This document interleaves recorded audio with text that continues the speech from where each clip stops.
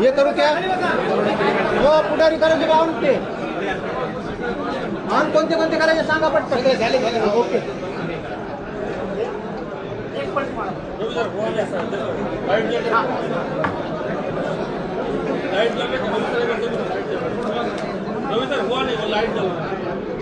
आपल्या पदाधिकाऱ्यांना सगळे शांत बसा, कोणी आवाज करू नका.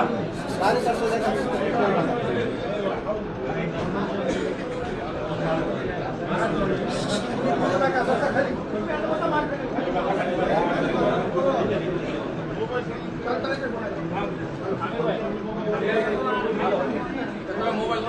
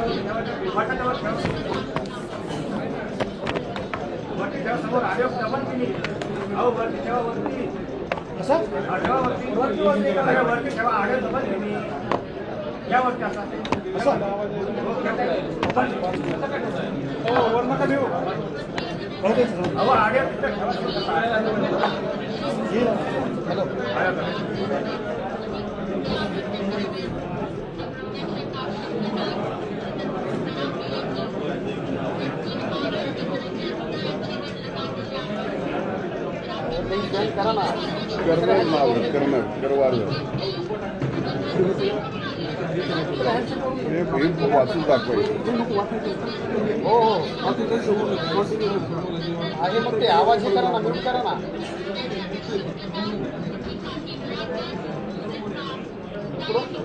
आवाज येऊ राहिला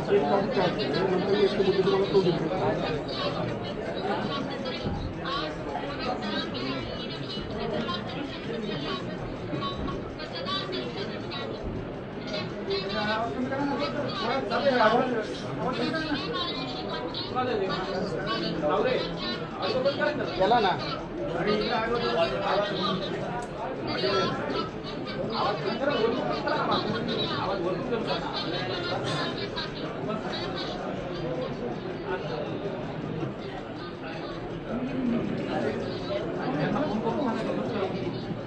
सांगितलं ना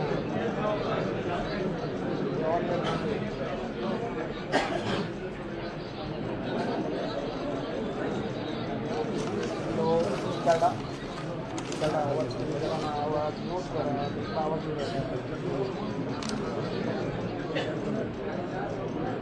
हां आता बंद झाला आवाज. हो लाईटची फिल्म दिली इकडं आवाज येऊ राहिला. इकडं आवाज येऊ राहिला. अँकरचा आवाज येतो इकडं.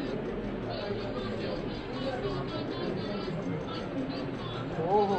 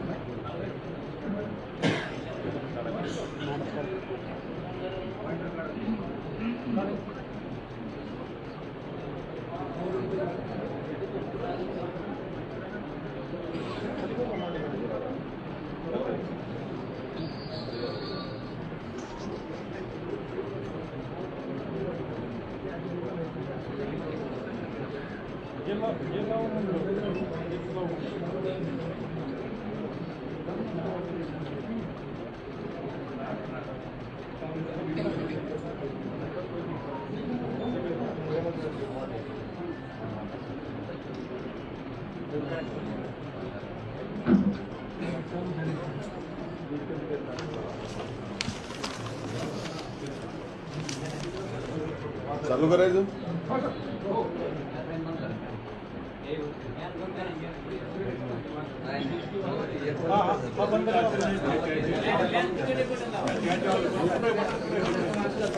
चला चालू करायचं.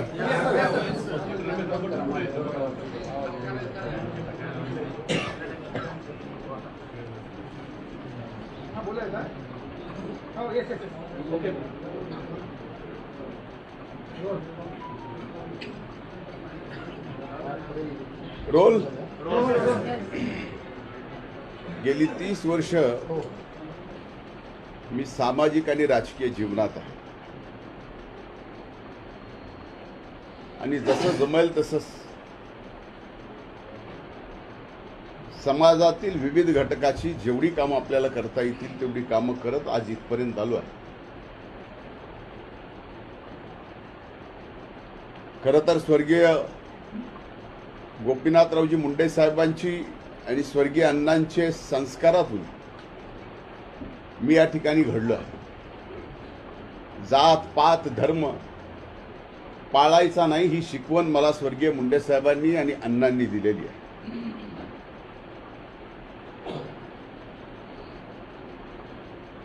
मी कधीही कुणाची जात पाहून आजपर्यंत राजकारण केलेलं नाही. माझ्या स्वतःच्या ज्या जातीत मी जन्माला आलोय त्याच्यापेक्षा जास्त वेगवेगळ्या जातीतले माझे मित्र परिवार आणि माझे सहकारी आहेत. 2002 ला ज्यावेळेस मला पहिल्यांदा जिल्हा परिषदेच्या सदस्य म्हणून निवडून यायची संधी मिळाली आणि मी सभागृहात गेलो त्यावेळेस पहिल्या बैठकीत मराठा समाजाला आरक्षण मिळालं पाहिजे असा ठराव बीड जिल्हा परिषदेमध्ये मी घेतला आणि महाराष्ट्रातली ती पहिली जिल्हा परिषद होती की ज्यामुळं त्या एका ठरावावर राज्यातील वेगवेगळ्या जिल्हा परिषद, नगरपंचायत, नगरपालिका, महानगरपालिका, पंचायत समिती, ग्रामपंचायतीपर्यंत एक नवीन चळवळ उभी राहिली आणि मराठा आरक्षणाचे ठराव प्रत्येक ठिकाणी होऊ लागले. ज्या ज्या वेळेस या महाराष्ट्रात या परळीत मराठा समाजाच्या आरक्षण त्याची आंदोलनं झाली, त्या प्रत्येक आंदोलनात मी स्वतः सहभागी होतो. अगदीच काय, लोकसभेची निवडणूक झाल्यानंतर परळीमध्ये जे मनोज जरांगेंचं आंदोलन झालं, त्या आंदोलनाला जागा देण्यापासून, पाणी देण्यापासून, आंदोलनाला येणाऱ्या अनेक सहकाऱ्यांना वाहनं देण्यापर्यंत आम्ही या ठिकाणी मदत केलेली आहे. माझ्या सर्व सहकार्यांनी केलेली आहे. समाजाच्या लढ्याचे नेतृत्व करणारे त्या काळात स्वर्गीय अण्णासाहेब जावळे, स्वर्गीय विनायकराव मेठे, छत्रपती संभाजी महाराज यांच्यासोबत खांद्याला खांदा लावून मराठा आरक्षणाच्या लढाईत मी उतरलेलो आहे. जगात 58 मराठा लाख मराठाचे मोर्चे निघाले, एक आदर्श जगात घडवला. त्या मोर्चामध्ये, मुंबईच्या मोर्चात मला सहभागी होता आलं आणि त्या मोर्चामध्ये जर बोलायचं असेल तर बोलण्याची संधी सुद्धा त्या ठिकाणी मला दिली गेली होती. मी 5 वर्ष राज्याचा विरोधी पक्ष नेता म्हणून काम केलं. 5 वर्षाच्या त्या काळात जेवढी आंदोलनं झालं तेवढे दिवस मी सभागृह बंद केलं. आणि नुसतं सभागृह बंद केलं नाही तर नरड्यातून रक्त पडेपर्यंत मराठा समाजाला आरक्षण मिळालं पाहिजे याच्यासाठी आवाज उठवला, सभागृहात उठवला आणि त्याचे पुरावे आजही विधिमंडळामध्ये, विधिमंडळाच्या लायब्ररीत आहे. आणखीन एक महत्वाची गोष्ट सांगतो. नगर जिल्ह्यामध्ये एक बलात्कार झाला होता कोपर्डीला. त्यावेळेस तिथं कुणीही गेलं नव्हतं. अल्पवयीन मुलीवर बलात्कार झाला. मी स्वतः पहिल्यांदा गेलो.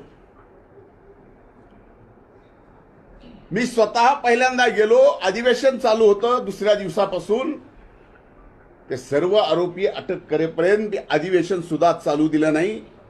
ही मराठा समाजाच्या प्रती आमची प्रामाणिक निष्ठा आहे.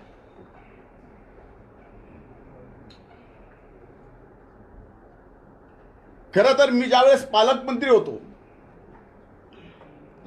आणि कुणबीचे प्रमाणपत्र देण्याचा निर्णय राज्य सरकारने घेतला, त्यावेळेस 80,000 कुणबीचे प्रमाणपत्र आपल्या या बीड जिल्ह्यात मिळालेले आहे. त्याचं रेकॉर्ड सुद्धा आहे, तेही आपण तपासून पाहू शकता.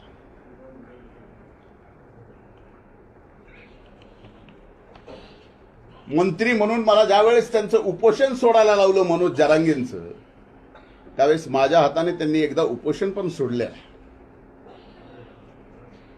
तसं माझं त्यांचं काही वैर नाही. जीवनामध्ये कधीच 17 तारखेची सभा सोडता मनोज जरांगेच्या विरोधात मी एका शब्दानेही बोललेलो नाही, एक आरोपही केला नाही. आणि अशा परिस्थितीमध्ये एकीकडे आपण सर्व समाजाला, 18 पगड जातीला, बहुजन समाजाला सोबत घेऊन जात असताना हा व्यक्ती कसाच आता आवरत नाही. म्हणून यालाच पूर्णपणानं राजकीय, सामाजिक एवढंच नाही तर मनोज जरांगेंना वाटतं की धनंजय मुंडे ह्या पृथ्वी तलावरच नसावा.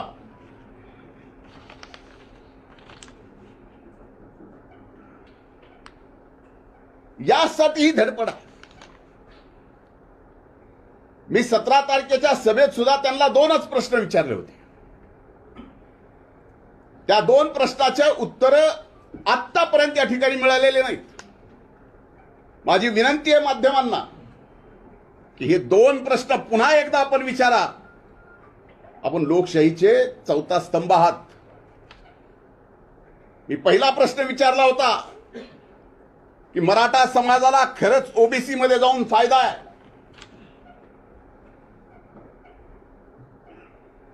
का ईडब्ल्यूएस मध्ये जाऊन फायदा आहे, आणि याचं खरं भरं 12.5 कोटी जनतेच्या समोर त्यांनी यावं, आम्ही येतो. महाराष्ट्राच्या जनतेच्या समोर एकदा होऊन जाऊ द्या की फायदा ईडब्ल्यूएस मध्ये की फायदा ओबीसी मध्ये. त्याचं उत्तर नाही आलं.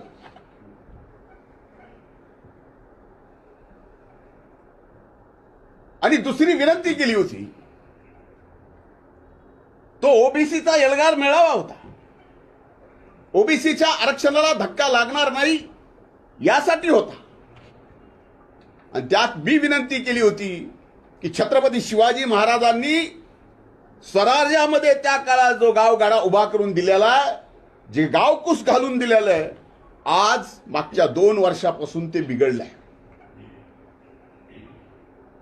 एका जातीचा मित्र दुसऱ्या जातीचा, हे मित्र आता मित्र राहिले नाहीत. 2 सख्खे भाऊ एका मायबापाचे लेकर जर विचार बदलले आणि एक जरांगेच्या विचाराचा असला तर त्या सख्ख्या भावाला सुद्धा सख्खा मानत नाही, अशी वाईट परिस्थिती या महाराष्ट्रात. शिवशाहू फुले आंबेडकरांच्या या महाराष्ट्रात, या पुरोगामी महाराष्ट्रात हे वातावरण कुणी तयार केलं. आणि त्या सभेत मी बोललो होतो की आता हे आपल्याला सर्वांना एकत्रित येऊन गावागावातला निर्माण झालेला सामाजिक तडा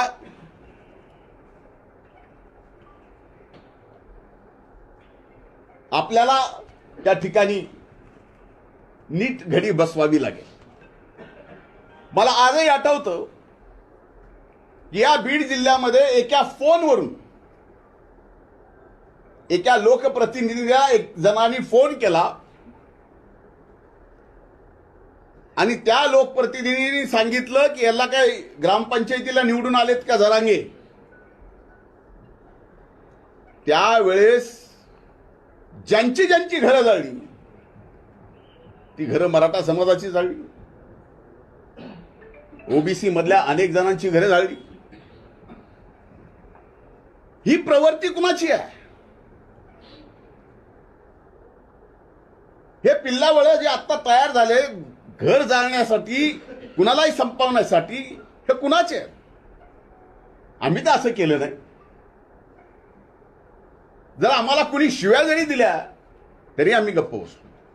अरे माझे तर उदाहरण माझे सहकारी सांगतील, तलवारीनं मला मारायला आलेले ज्यावेळेस लक्षात आलं, दुसऱ्या दिवशी माझ्या घरी आले, मी त्यांची गळाभेट करून बसून त्यांना चहा पाजला. एवढे असंख्य उदाहरण आहेत.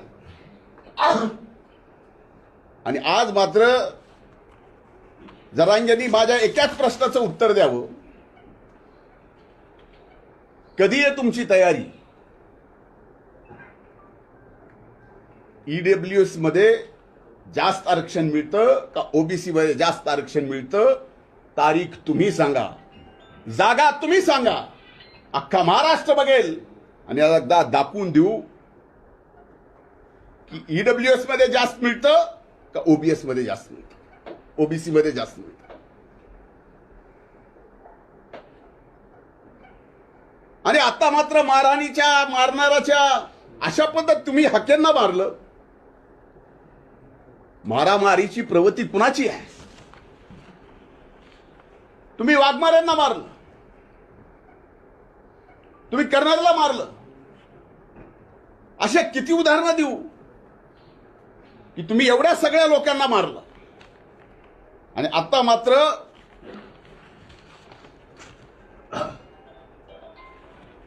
काही लोक मला भेटले, मी कट केला, मी त्याच्या पाठीमागे माझ्या जीवाला धोका आहे. आता इथं परळीची मायबाप जनता सुद्धा बसलेली आहे. मला धोका,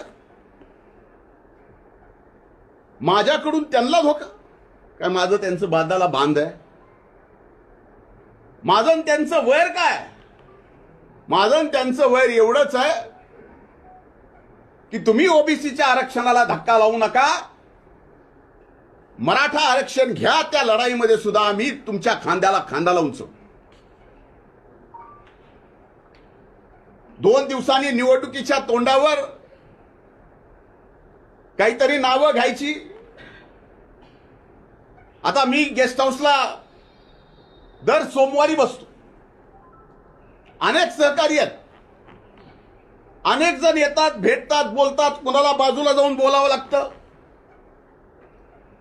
आता जे अटक केले त्यापैकी कुणी मला भेटला असेल, बाजूला जाऊन बोलला असेल.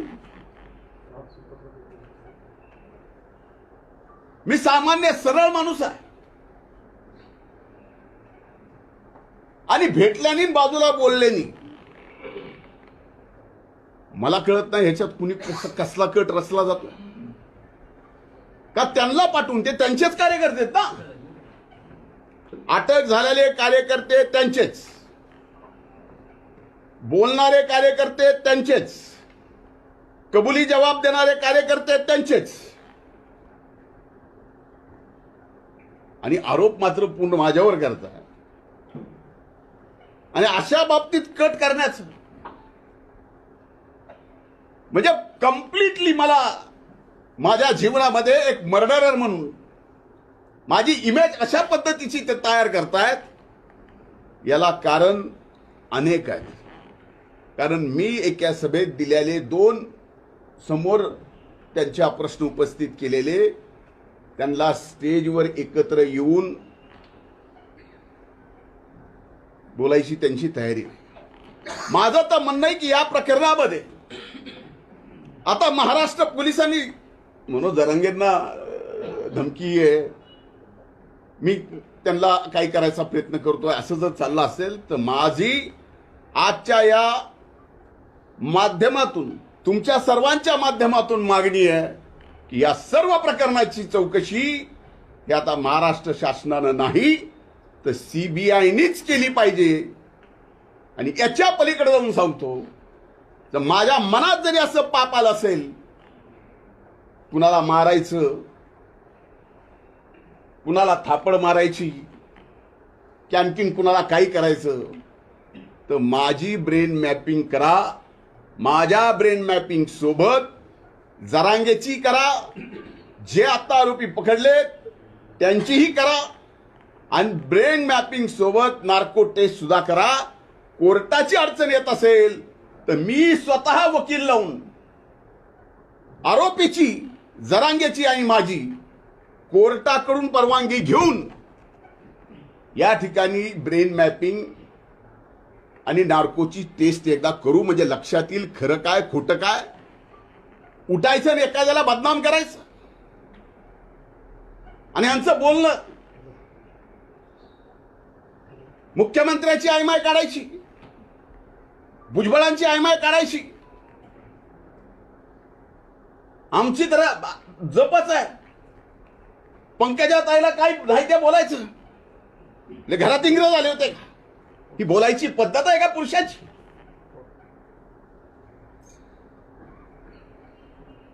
आपल्यापैकी कुणाला आपल्या आई बहिणीवर जर शिवी दिली तर राग येणार नाही, पण तरी सुद्धा गप गुमान आम्ही तो राग गिळलाय. का? तो हो, आम्हाला सुद्धा वाटतं की मराठा समाजाला आरक्षण दिलं गेलं पाहिजे, पण ते ओबीसीच्या आरक्षणाला धक्का न लागता. आता त्यांच्याकडे काय आहे, काय दाखवणार आहे, 4 दिवसानं काय दाखवणार आहे मलाही म्हणता येतं. माझ्याकडे काय आहे काय नाही, 4 दिवसांनी काय दाखवायचं. आज आर्टिफिशियल इंटेलिजन्सनी काही तयार करता येतं, काही. आता माझं म्हणतात फोनवर बोलणं झालं. एकमेव माझा फोन आहे जो 24 तास चालू असतो. मी का चालू ठेवतो? का माझ्या आजूबाजूला आणि ज्यांचा सगळ्यात जास्त माझ्यावर विश्वास आहे ते गरीबातले गरीब माणसं आहेत. आणि त्यांना कुठली अडचण आली तर त्या अगोदर माझा फोन लावतात, त्यांची अडचण होऊ नये म्हणून मी माझा फोन चालू ठेवतो. सहकार्याला तर बोलतोच, पण त्यांच्या अडचणी सोडवतो. आता त्याच्यात जर मला कोणी फोन केला आणि बोलले तर याचा अर्थ त्या अर्थाने बोललो, त्यांना संपवण्याच्या ह्याच्या संबंधित बोललो. कशासाठी? आणि ह्या सगळ्या गोष्टी मनोज जरांगेजी फार महागात पडणार आहे. कर्मा रिपीट्स. जेवढं तुम्ही खोटं कराल तेवढं खोटं तुमच्या विरोधात सुद्धा फिरेल, हे लक्षात ठेवा. आणि मला संपवायचं म्हणजे का? मी त्या दिवशी पहिल्यांदा ओबीसी एल्गार, पहिल्यांदा जीवनात ओबीसीचं आरक्षण तशाला तसं राहिलं पाहिजे म्हणून मी व्यासपीठावर गेलो. कारण बाकीच्यांनी तर मला लाता हाकलू बाहेर काढलं होतं. एका ठराविक जातीमधून हाकलू लाता मारून. म्हणून ओबीसीच्या व्यासपीठावर गेलो. ओबीसीचं संरक्षणाला धक्का नाही लागला पाहिजे एवढं बोललो. आणि त्याच्यासोबत आणखीन एक गोष्ट बोललो की जरांगेंच्या आंदोलनाच्या काळात जे 500 मराठा समाजाच्या बंधू भगिनींनी आपली प्राणाची आहुती दिली, हे सगळं आरक्षण जे आहे हे कसं मिळणार होतं, काय मिळणार होतं त्यांनाच माहीत. पण त्यांना फसवलं म्हणून 500 जीव गेले. सुरुवातीलाच ईडब्ल्यूएस जर विषय झाला असता तर त्या 500 जणांचा जीव वाचला असता. नाहीतर त्या 500 जणाला कुठं ना कुठं आज नोकरी लागलेली पाहायला मिळाली असती. तुम्ही सगळ्या गोष्टी विध्वंसकच करता. ह्याला संपून टाकील, आता मला संपून टाकील म्हणले. आता मला संपून टाकणं हे ऑन एअर जर मला धमकी देत असतील तर त्याचं काय करणार? मुख्यमंत्र्याला संपून टाकील हे ऑन एअर जर धमकी देत असतील त्याला याला कायदा नाही आहे. मग कायदा असला तर हे सरकार कायदा ते का वापरत नाही, हा माझा प्रश्न आहे. आणि राहिलं जरांगे साहेब, माझ्या जीवन मरणाचा प्रश्न, माझं जीवन मरण जे आहे ते गरीबातल्या गरीब माणसाला मोठं करण्यासाठी. आणि याच्यात माझ्यासारख्याचा जीव गेला तरी परवडत नाही. आणि त्याच्या प्रेसमध्ये वारंवार मी मराठा समाजाला सांगतोय काही करू नका, मराठा समाजाला काय करू सांगतोय काही करू नका. म्हणजे काही करावं म्हणून तो आदेश होता का काही करू नये म्हणून तो आदेश होता? हे आता अति झालंय. एवढं अति झालंय. त्यांनीच त्यांची माणसं पाठवायची, कुणाकडून तरी ओळखी करून घ्यायच्या, ओळख झाली की फोटो काढायचा, फोन करायचा. आम्ही आपल्या कामात, आम्ही काय फोनवर असं कधीच कुठलं बोललेलं नाही. होऊ द्या ना एकदा, जे व्हायचंय ते. याला ब्रेन मॅपिंग, नार्को आणि सीबीआय. आणि मी माननीय मुख्यमंत्र्याला आज या प्रेस कॉन्फरन्स म्हणून विनंती करतोय की काहीही करून या प्रकरणाची चौकशी सीबीआय कडेच गेली पाहिजे. त्याच्याशिवाय आता हा धनंजय मुंडेही स्वस्थ बसणार नाही आणि स्वस्थ बसू देणार पण नाही. आमच्यासारख्याला संपवायला निघाले. केले काय? आरक्षणाची बाजू घेतली. 25 वर्ष लढलो आणि 25 वर्ष आरक्षणासाठी लढल्यानंतर आज एका व्यक्तीच्या प्रवृत्तीमुळे माझ्यावर ही वेळ यावी. त्यांच्या विरोधात कुणीही बोललं, हक्के बोलले की हक्क्याला मार, वाघमारे बोलले की वाघमारेला मार, करणार बोलले की करणारला मार. दादागिरी कुणाची आहे? समाजामध्ये अंतर कुणी पाडलं? अंतरवेलीतूनच पडलं ना. त्यामुळे अशा खोट्या नाट्या केसेस करून तुम्हाला जर वाटत असेल की या बहुजन समाजाचा, ओबीसी समाजाचा माझ्यासारखा एक कार्यकर्ता गप राहील असं नाही. तुम्ही जरा तुमचं मागून बघा. तुमचे मेहण्याचे वाळूचे ट्रक किती पकडले. मी आता सरकारला विचारणार आहे, काय त्यात ऍक्शन झाली. एका सामान्य साधा जर एखादा वाळूचा व्यावसायिक असेल त्याला एनपीडीए मध्ये घालतात.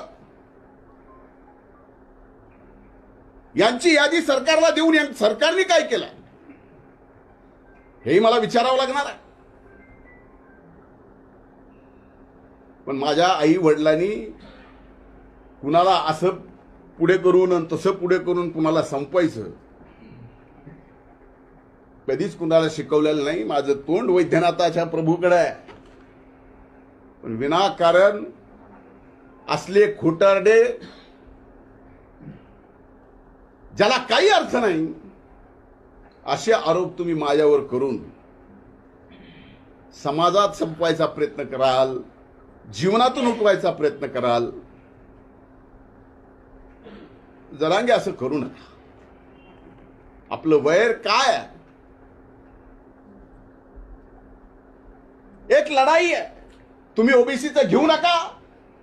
तुम्हाला जे पाहिजे ते ईडब्ल्यूएस मधून घ्या किंवा आणखीन कुठलं घ्यायचंय ते घ्या. ते 10% सुद्धा टिकलंय राज्य सरकारने दिलेलं. आता त्या आरक्षणावर बोलत नाहीत. त्यांना आता शेतकरी नेता व्हायचंय. त्यांच्या दृष्टीने आता 500 मराठा समाजाचे बंधू भगिनी गेल्या त्याचं दुःख नाही आहे. त्यांना नसलं तरी आम्हाला आहे, सरकारलाही आहे. पण अशी थोतांडगिरी करू नका. तुम्हाला एका समाजाने डोक्यावर घेतलंय. आजही त्या समाजाला वाटतं की आपलं काहीतरी चांगलं होईल. समाजाला वाटतं, मला नाही. आणि कृपा करून मी जे 2 प्रश्न विचारलेत, कधी, कुठं, कसं, या एकदा समोर. ओबीसी का ईडब्ल्यूसी. तुम्ही तर आता ओबीसीला मारता म्हणला. ते म्हणले धन्याचं बीज ठेवायचं नाही. ही धमकी नाही. ऑन इयर धनंजय मुंडेचं बीज सुद्धा ठेवायचं नाही. ही ऑन इयर धमकी कुणाला दिली. वंजारी जातीचं बीज सुद्धा ठेवायचं नाही. एका जातीला ऑन इयर धमकी कुणी दिली.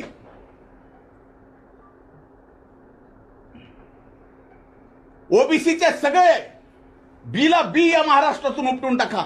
धमकी कुणी दिली. जरांगे, जर सगळेच अधिकार तुमच्याकडे आहेत आणि सरकार जर तुमचंच ऐकत असेल तर या अख्ख्या ओबीसी समाजाला गोळ्या घाला आणि महाराष्ट्रातून संपून टाका ना.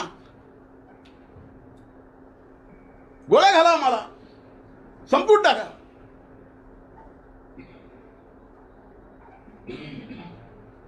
आज सगळ्या यंत्रणा जर तुमच्या म्हणण्यावर चालत असतील तर हेही काही सोपं नाहीत. आम्हाला संपून टाका. फक्त तुम्ही राहा. मला आजही आठवतं ज्यावेळेस 17 तारखेच्या सभेत मी ईडब्ल्यूएस आणि ओबीसीचा मुद्दा काढला त्यावेळेस मराठा समाजातल्या अतिशय हुशार, तत्वज्ञानी, शिकलेल्या असंख्य लोकांनी फोन करून म्हणले तुम्ही जी भूमिका घेतली तीच बरोबर आहे, तिथंच न्याय मिळू शकतो. मराठा समाजातल्या अनेक तरुणांनी, अनेक माझ्या सहकाऱ्यांनी म्हणले ही भूमिका घेतली ईडब्ल्यूएसची तरच फायदा. असा फायदा होत नाही.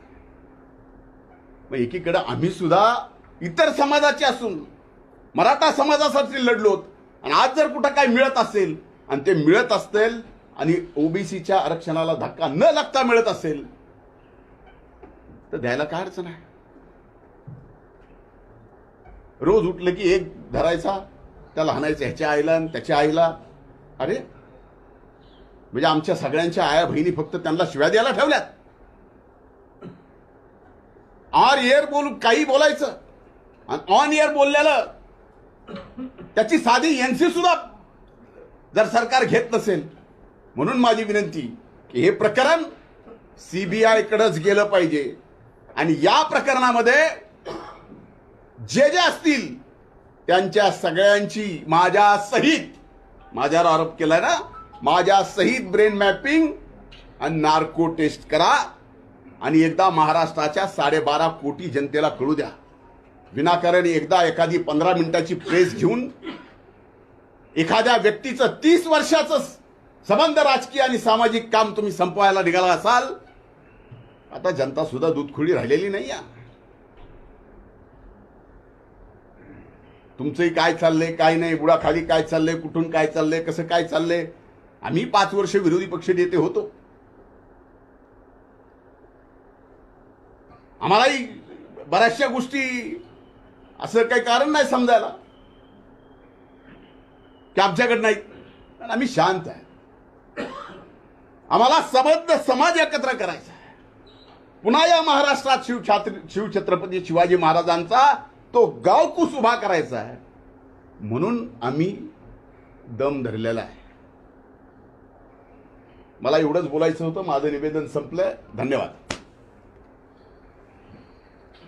भाऊ, यामध्ये त्यांनी वेगवेगळे आरोप केले. तर काही लोक नेमून गाडीमध्ये रेकॉर्डिंग करणं किंवा गाडीचं लोकेशन ट्रेस करणं असे देखील प्रकार केले जातात, असं देखील त्यांनी आरोप केला. आता मला सांगा की कुणाच्या गाडीचं लोकेशन ट्रेस करणं मला बंद पडलंय.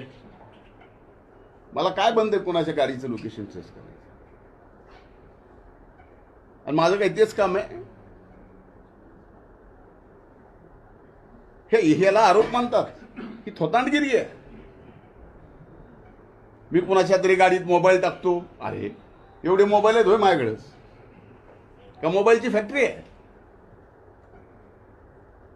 अर्थहीन बोलायचं, माध्यमांनी घ्यायचं, चालवायचं, टीआरपी मिळते.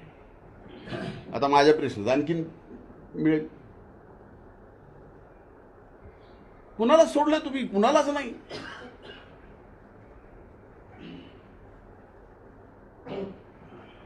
बाकी खुनेच्या घरावरती आता हल्ला झाला थोड्या वेळापूर्वी. खुनेच्या घरावरती हल्ला, आरोपीच्या घरावरती हल्ला. मला माहित नाही, मी काय ऐकलं ना. आता तुमच्याकडनंच मी सुरेश ऐकतोय.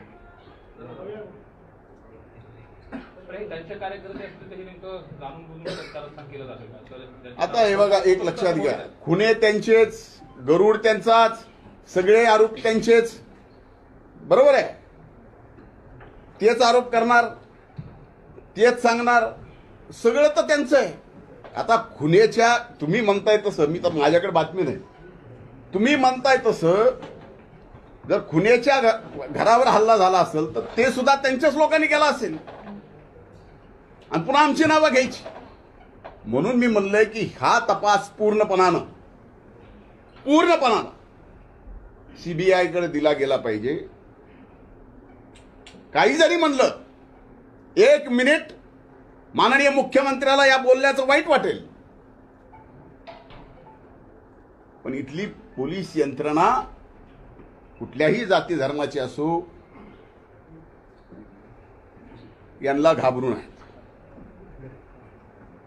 म्हणून करते करविते ह्या सगळ्या गोष्टीचे तेच आहे. गंगाधर कालकुटे यांना डुकरासारखं धोरण घेऊन मारू अशा पद्धतीचा जो दादा गरड नावाचा जो कार्यकर्ता आहे त्यांनी तुम्ही धमकी दिल्याचं सांगतोय. कार्यकर्ता कबुली. मी धमकी दिली? अरे गंगाधर माझा चांगला मित्र आहे. आता एवढी मैत्री की सांगू का? मैत्रीचा खुलासा करू. त्या सभेत मी बोललो होतो की एका माझ्या मित्रांनी 1:45 वाजता मला फोन केला, तू सभेला येणार आहेस का? आठवतं का सुरेश? मी त्यावेळेस त्याला म्हणलं काही नक्की नाही बाबा, काय भुजबळ साहेब कशी येते तशावरती माझं ठरणार आहे. नाही म्हणले, तुम्ही येणार नसाल तर आम्ही गोंधळ करायचा ठरविला. ते रेकॉर्ड माझ्याकडे आहे. हेच ते काळकुटे. लोकसभेला फॉर्म भरला कसा? त्यावेळेस माझ्याकडे येऊन 4-4, 8-8 तास बसायचे. कसे? कशासाठी? फॉर्म भरला पण प्रचार नाही केला. आता हे एवढं आणखीन डिटेल समजून सांगणं एवढे सुरेश तुम्ही स्थानिक स्वराज्य संस्थांची आता आचारसंहिता लागली, नगरपालिकेची आचारसंहिता लागली आणि त्यानंतरच हा सगळा प्रकार. आता तुम्हाला याच्यातनं तरी काहीतरी समजावं की हे कशासाठी चाललंय आणि सगळ्यांचाच टार्गेट फक्त धनंजय मुंडे का आहे? एवढ्या जणांना आवरण आहे का काय मी?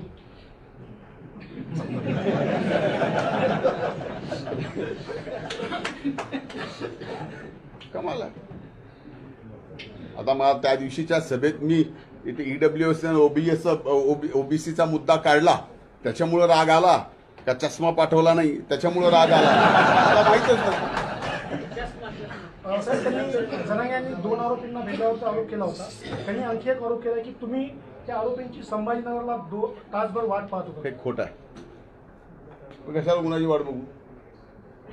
मुख्यमंत्री व मंत्रिमंडळातील जे मंत्री आहेत त्यांना सुद्धा तुमच्यापासून धोका आहे असा आरोप तुमच्यावर केला गेला. माझ्यापासून सगळ्या पृथ्वी तलाला धोका आहे असं तुम्ही समजा. मी काय कोविड व्हायरस झालो का काय अचानक? काय चाललंय? हे आरोप आहेत. म्हणजे काही मंत्र्यांना सुद्धा माझ्यापासून धोका. अजब आहे. साहेब, आता या प्रकरणी तुम्ही काही मानवाचा दावा काही करणार आहात का जरांगे पाटलांना? मी वकिलांशी चर्चा करून त्या निर्णय करणार आहे. मनोज जरांगे त्यांची गावठी भाषा किंवा गावाकडची भाषा या नावाखाली मुख्यमंत्री असतील, मंत्रिमंडळातील सदस्य असतील, तुम्ही असाल किंवा इतर कोणी त्यांना घालून पाडून शिवराळ शब्दात बोलतात. तरी पण त्यांच्यावर आजपर्यंत कधीही कारवाई केली गेली नाही. त्यांना स्पेशल व्हीआयपी ट्रीटमेंट सरकार देतंय का? मी तेच तुम्ही प्रश्न उपस्थित करायच्या अगोदरच हे विषय बोललोय. मी स्वतःच प्रश्न विचारलाय की ऑन एअर जर ते मान्यवर कॉन्स्टिट्युशनल पोस्टच्या तिथं बसलेल्या मुख्यमंत्र्यापासून उपमुख्यमंत्र्यापासून मंत्र्यापासून आमच्या सगळ्यापर्यंत कुणाची आयमाय काढायची ऑन एअर आणि त्यात सरकार काय करणार नाही.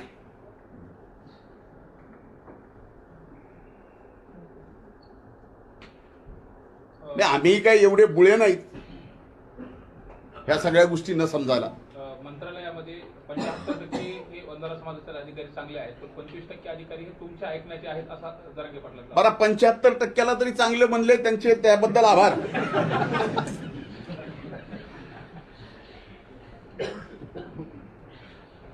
चला ठीक आहे, ओके, आभारी सगळ्यांचा.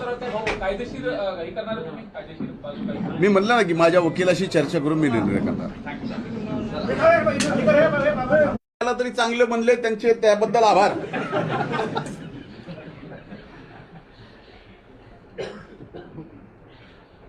चला ठीक आहे, ओके, आभारी सगळ्यांचा. कायदेशीर हे करणार तुम्ही, कायदेशीर बाजू काय? मी म्हणलं ना की माझ्या वकिलाशी चर्चा करून मी निर्णय करणार. त्याला तरी चांगले म्हणले, त्यांचे त्याबद्दल आभार.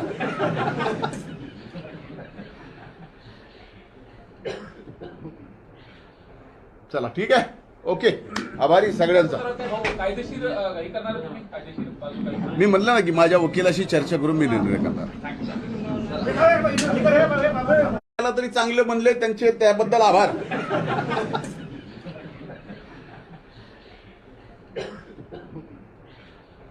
चला ठीक आहे, ओके, आभारी सगळ्यांचा. कायदेशीर हे करणार तुम्ही, कायदेशीर बाजू काय? मी म्हणलं ना की माझ्या वकिलाशी चर्चा करून मी निर्णय करणार.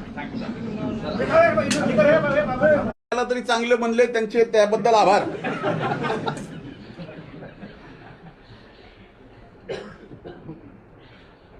चला ठीक आहे, ओके, आभारी सगळ्यांचा. कायदेशीर हे करणार तुम्ही, कायदेशीर बाजू काय? मी म्हणलं ना की माझ्या वकिलाशी चर्चा करून मी निर्णय करणार.